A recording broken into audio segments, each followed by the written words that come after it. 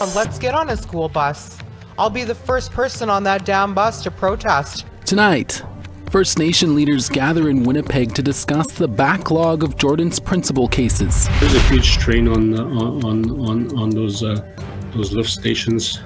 2 First Nations in Ontario are dealing with some bad water issues. And the Broken Head First Nation celebrates the return of the buffalo.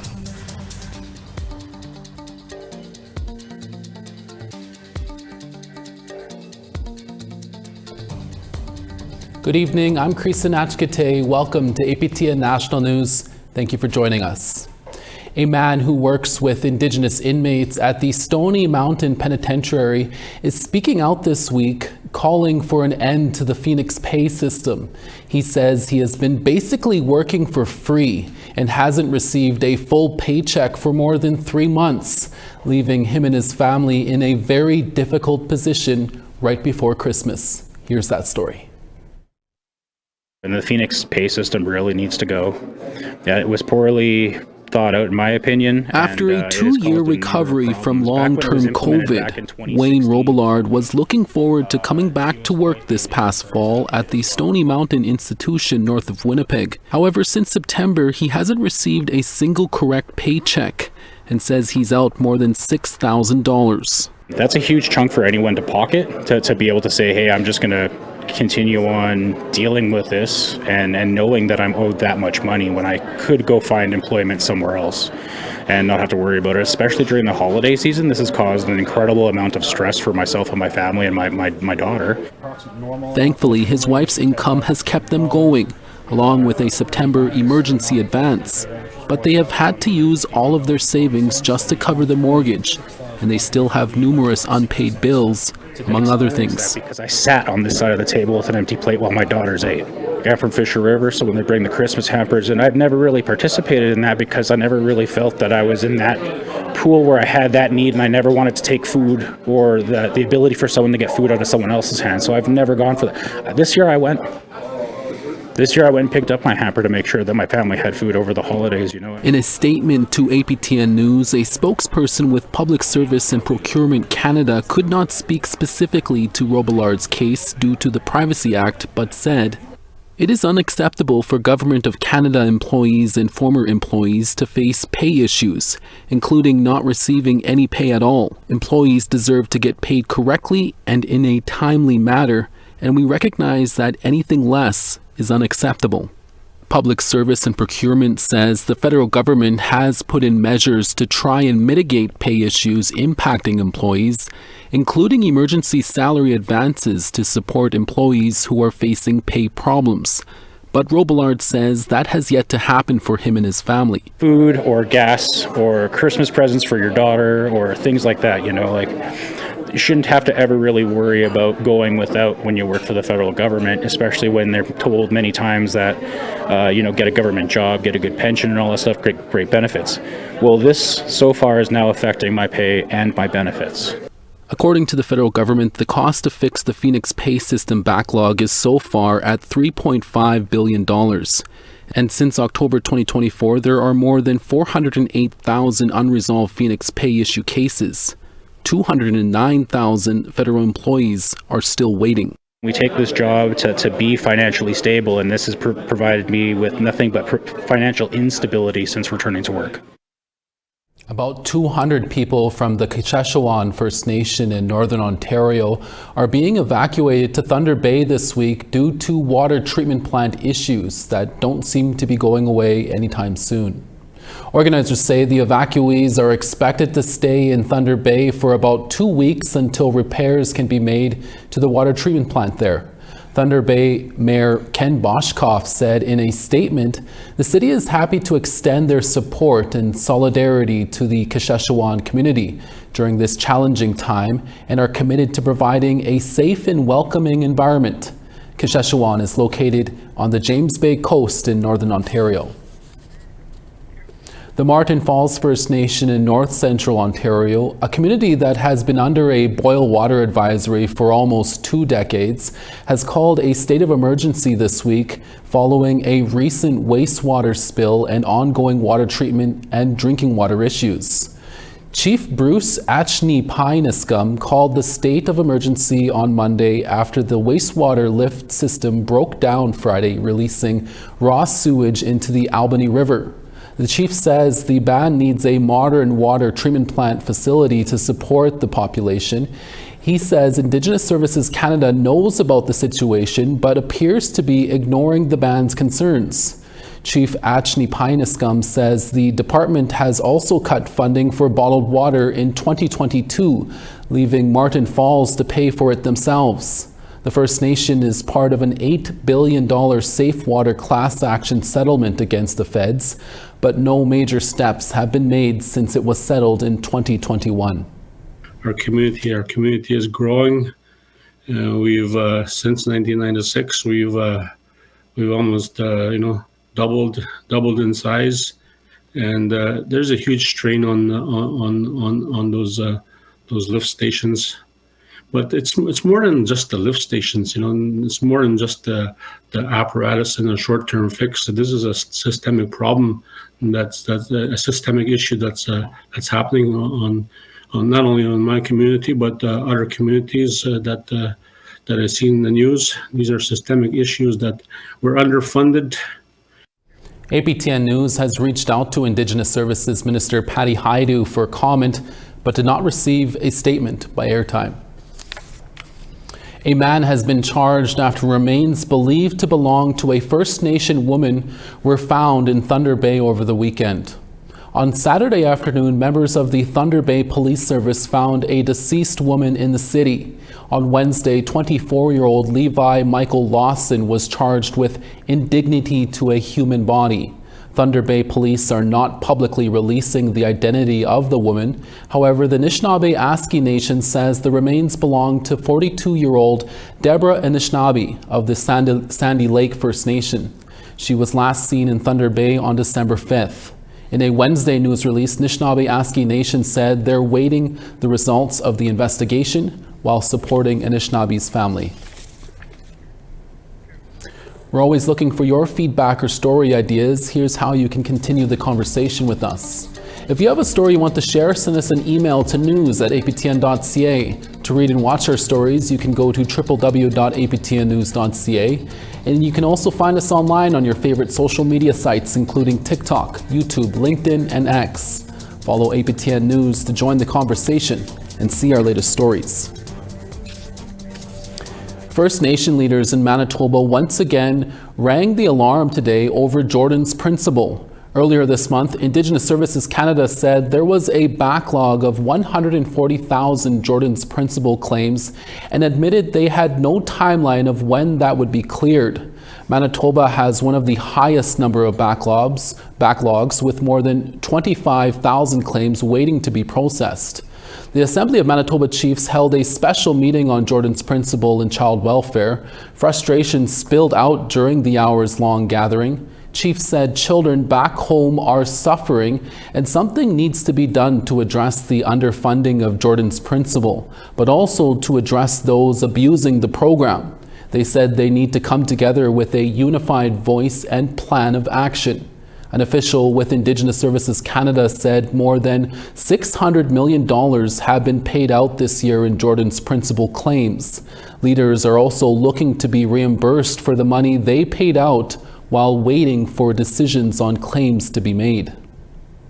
Canada's delays are not just administrative error. The financial crisis had led to layoffs, bridge financing, measures, reliance on financial institutions, office closures, and broken leases, threatening the stability of our communities. Again, a lot of things happening. How much more do we have to bring out to Canada? Without immediate action, First Nation risk falling into third-party co-management, stripping communities of their autonomy and decision-making. Many of our children now need mental health because of all the problems in our communities. These are problems that have been because of Canada not providing anything that we need in the way of medical, in the way of housing, in the way of protecting our communities with justice.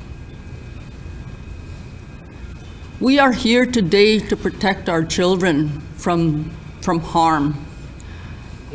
Does another First Nations child have to die? Will that be the next headline? Before ISK gets their act together and starts fulfilling their legal duty and obligation. And my final comment is this: health is a treaty right that's being denied, like many of our other treaty rights.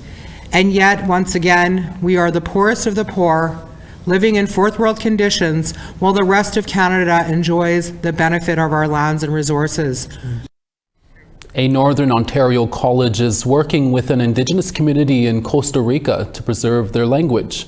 The First Peoples Centre in North Bay, Ontario's Canadore College has been sending students to Costa Rica to learn about the culture and language of the Malaku. APTN's Mike McDonald reports.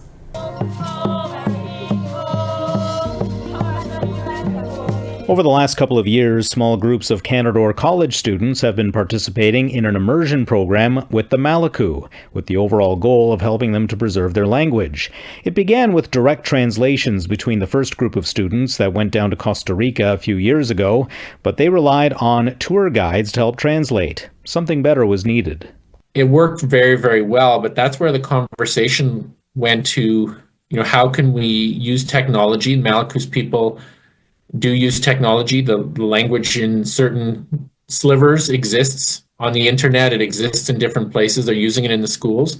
How can we use that to map to other languages more quickly, to kind of beat the clock a little wee bit?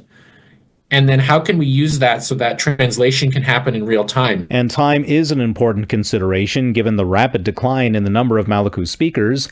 Enter artificial intelligence, which will be used to provide real-time translation. Who is going to continue on with those languages is something that we're facing, but also other communities are facing abroad. So I think there's that connection there, that familiarity, that we know, that we have that experience, that we share that passion, but also that fear of losing the language. The struggle to preserve language is just one similarity between the Malaku and Indigenous communities in Canada. The poor treatment of Indigenous people happened down there as well. And, as late as the 70s, whether it was through clear-cutting a forest, shifting way of life, losing land, there were elements of the Malaku story that really transposed me. I could have been in either country when I was sitting with them, listening and learning. Once they get into those communities and meet with the Malaku, for instance, is that there's a sense of not home, but kind of that similarity of home, right? Some of those experiences that they have from home, they see in these communities as well. The friendliness, the way, knowledge is shared. Only around 600 Malaku people live in Costa Rica, and the hope is that this project will give them the opportunity to teach the language to future generations. Mike McDonald, APTN National News. We have to take our first short break, but first here's a preview of the year that was in Quebec. APTN News looks back at some of the big stories that happened out of that region. We're resilient people. We have resilient people that are willing to help teach the next generations on how to survive.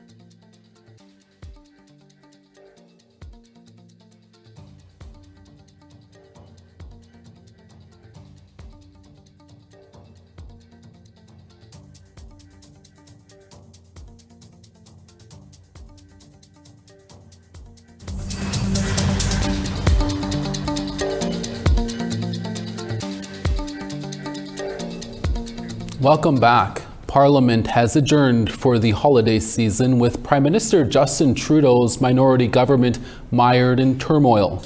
But the PM doesn't sound like he's going anywhere.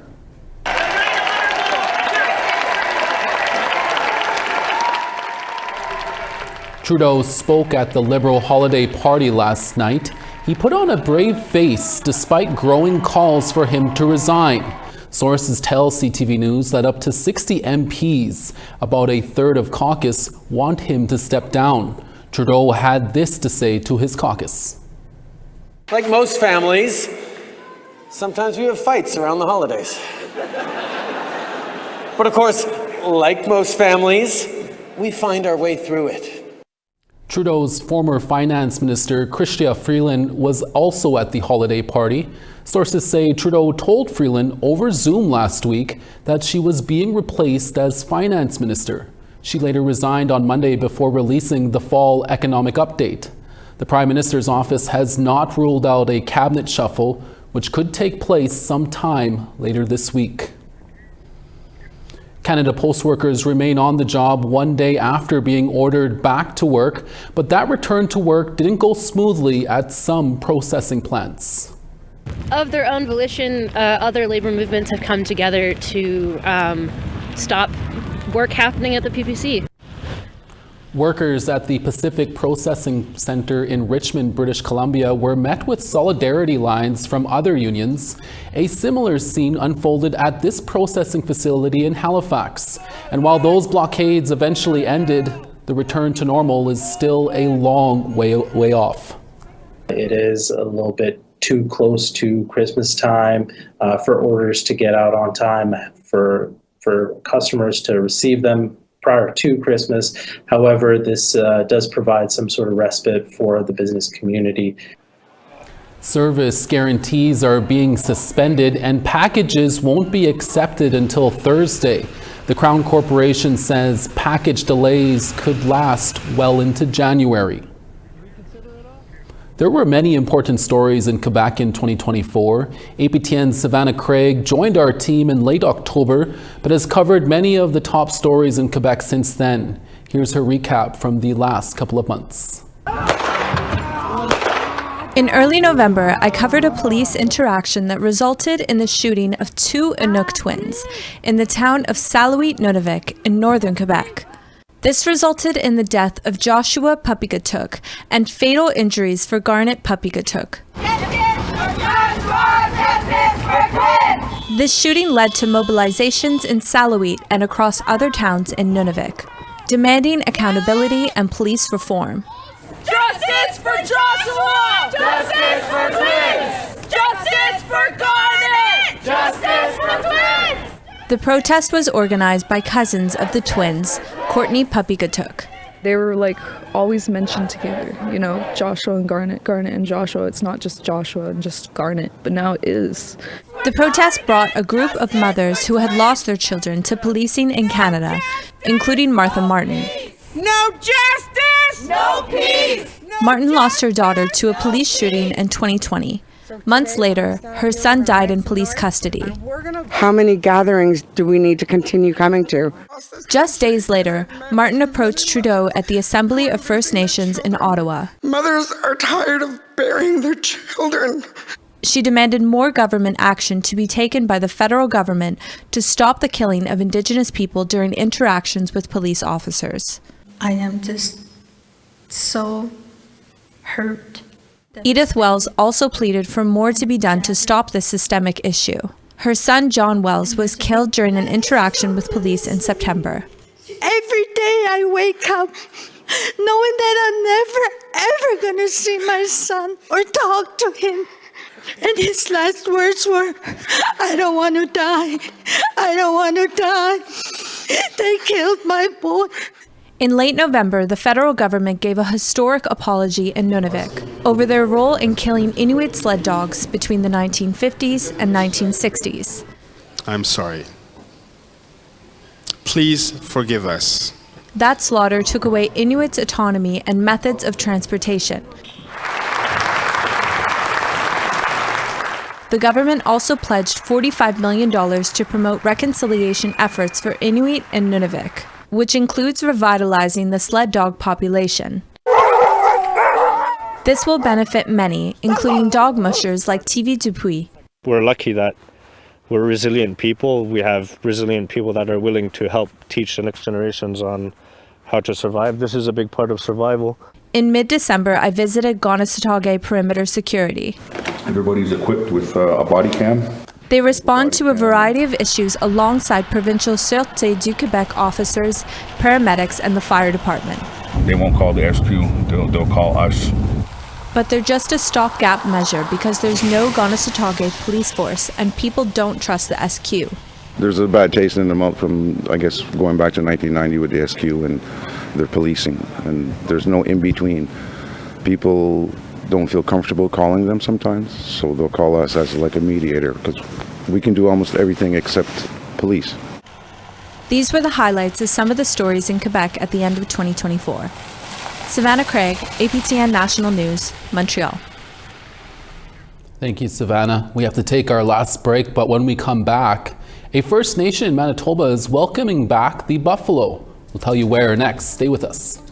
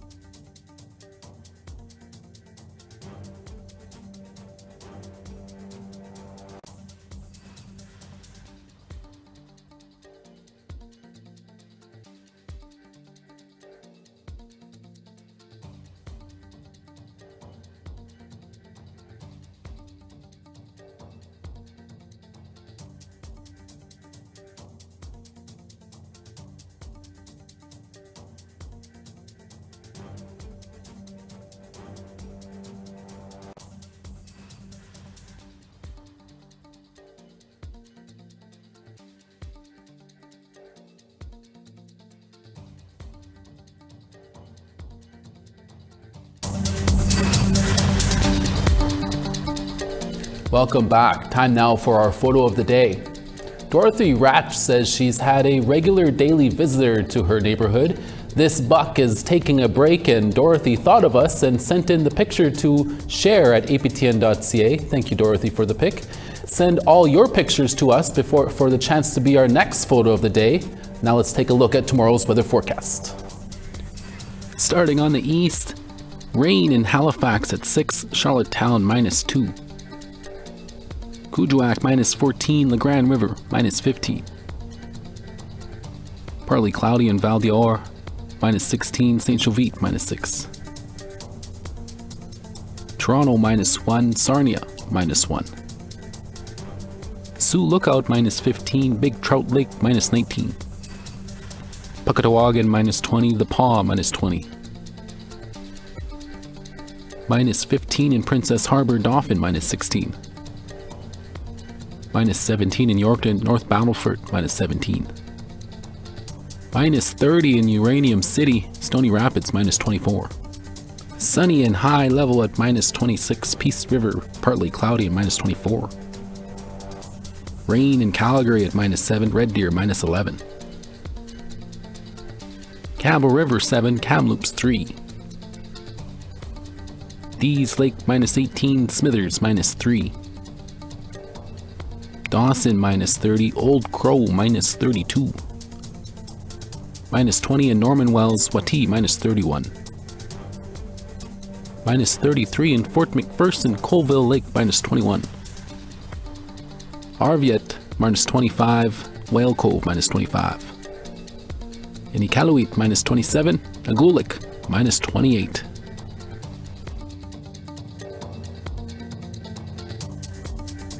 There was another celebration in Manitoba this week following the release of a number of buffalo in Broken Head, Ojibwe Nation, located about 70 kilometers northeast of Winnipeg.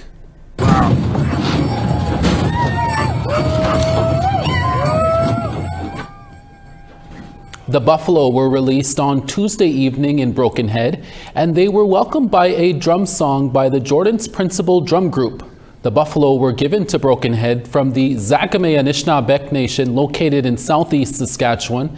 A previous herd was given to Zakame back in 2020, and since that time, that herd has grown large enough to be able to give part of the herd to Broken Head. Community members said they were very happy and proud to see the buffalo return to their nation. Congratulations to the people of Broken Head. That is just wonderful news. And that's your evening national newscast for this Wednesday, December 18th. We're back again for your daytime newscast tomorrow. From all of us at APTN National News, thank you for watching, and we'll see you again next day.